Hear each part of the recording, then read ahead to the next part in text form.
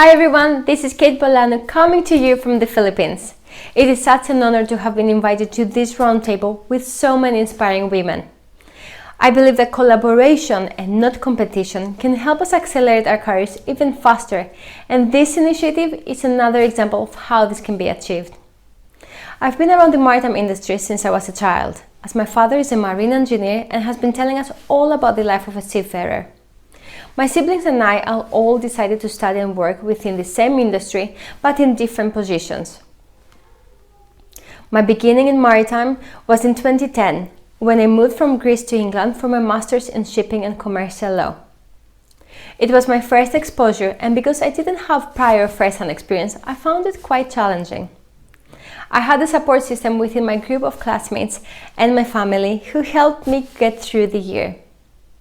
After my studies, I worked as a shipbroker in London for nearly 6 years.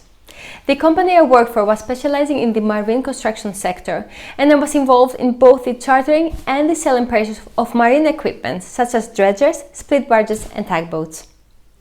The majority of our clientele and projects were in Europe, but we were involved in many other parts of the world too.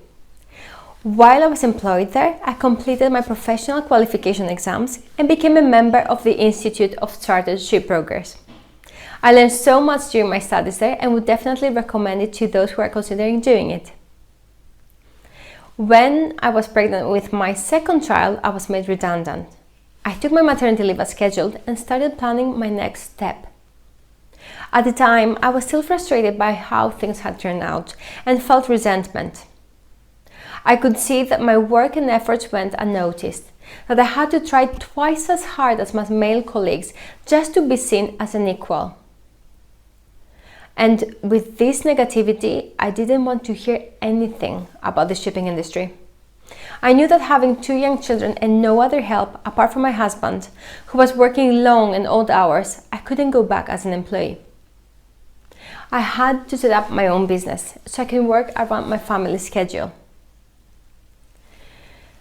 That's when I also decided to change my perspective. I had a choice of how I would react to what had happened to me. Either I would cross my arms and keep complaining, or I would take ownership of it and use it in a positive way. I studied executive coaching and women's leadership and decided to return to shipping and help other women who were facing similar challenges as I did. I quickly saw that so many women in male-dominated industries such as ours feel undervalued, unseen, and stuck in their positions. I knew I could use my knowledge and experience and become part of the solution. But my approach to women's leadership is different. I use a holistic approach, not one that points the finger to women. My goal is to make the shipping industry more inclusive, not to force a certain behavior to the group that is the least represented. When working with women, I help them develop the skills they need to showcase in order to be considered for senior positions. These skills are not the ones that we learn in uni.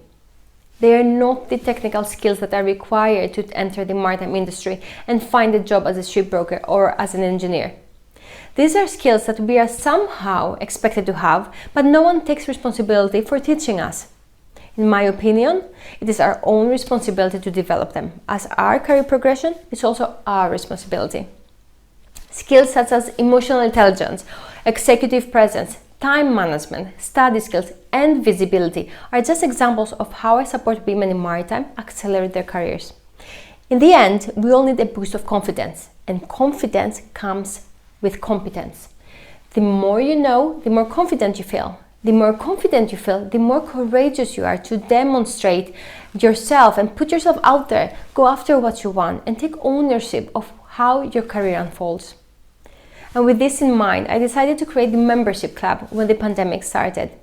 This is a private membership for women in maritime who are at the pre-managerial stage of their career.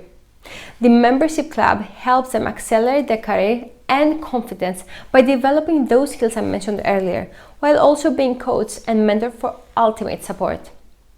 My second approach to making the maritime industry more inclusive is by helping maritime companies create a work environment that sets their employees up for success regardless of their gender or cultural background. We work in a global industry with people from so many different countries.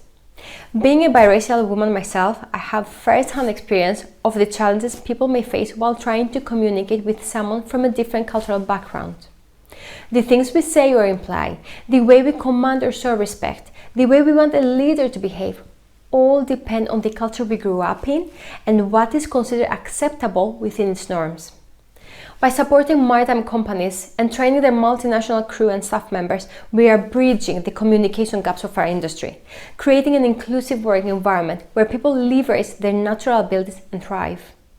My business developed and took this direction when I took a step back and tried to find what I was actually great at, rather than trying to beat myself up for all the things I wasn't good at. And that's the main message I would like to pass on to our audience and the advice I would give my younger self. The maritime industry can be challenging, but it's also very rewarding and fulfilling. It is male-dominated, and the numbers show it, but that doesn't mean you need to change who you are in order to succeed. You can and you should leverage your natural abilities and talents. The way you can do this is by internalizing your successes. Write down everything you have accomplished so far, whether that's in your career or in your personal life. Try to find a pattern there, a way of thinking or acting. What do you notice? How can you leverage that within your work? Be proud of what you have achieved and use that natural talents you have to add value at work and in your life. There is no need to feel embarrassed of your successes. There is no need to shy away from the things you are good at. I want you to understand that you have a responsibility towards yourself to take the helm of your life and not wait for others to make it happen for you. Understanding what your strengths are and the importance of leveraging them is very important. That is when you will start feeling fulfilled and success will come naturally. Last but not least, believe in yourself and your abilities to figure things out, no matter what challenges you face. Enjoy the rest of the presentations and wishing you health, joy, and happiness.